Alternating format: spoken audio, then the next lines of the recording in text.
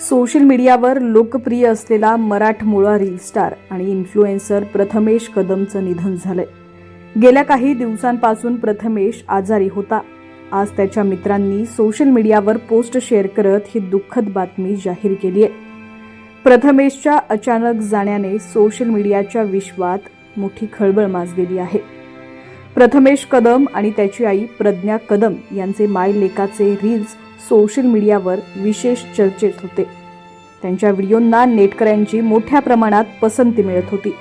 इतकंच नव्हे तर अनेक मराठी कलाकारांनीही या मायलेकराच्या रील्सचं कौतुक केलं होतं। काही वर्षांपूर्वी प्रथमेशच्या वडिलांचं निधन झालं। त्यानंतर घराची संपूर्ण जबाबदारी प्रथमेशवरती आली होती। या कठीण काळात प्रथमेशने कुटुंबाची जबाबदारी सांभाळत आईचा आधार बनला, तिला धीर दिला। अनेक वर्षांपासून प्रथमेश आणि त्याची आई एकत्र सोशल मीडियावर रील्स बनवत होते आणि त्यांनी अल्पावधीतच लोकप्रियता मिळवली होती। प्रथमेशच्या निधनाचं नेमकं कारण अद्याप स्पष्ट झालेलं नाही। दरम्यान प्रथमेशचा जवळचा मित्र तन्मय पाटेकर यानं इंस्टाग्रामवर भावूक पोस्ट शेअर करत, "तू कायम आमच्या आठवणीत राहशील प्रथमेश, देवाघरी स्वतःची काळजी घे रे, तुझी खूप आठवण येईल, मिस यू भाई" असं म्हटलेलं आहे।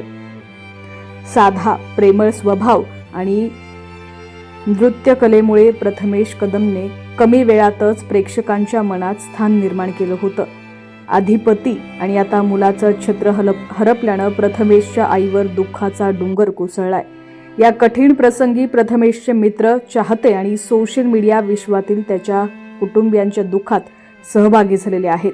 प्रथमेश कदमचे बरेच व्हिडिओ तुम्हाला सोशल मीडियावर पाहायला मिळालेले असतील।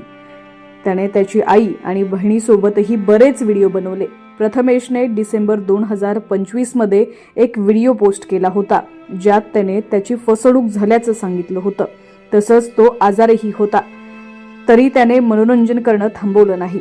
हॉस्पिटलमधूनही त्याने मजेशीर व्हिडिओ शेअर केले होते।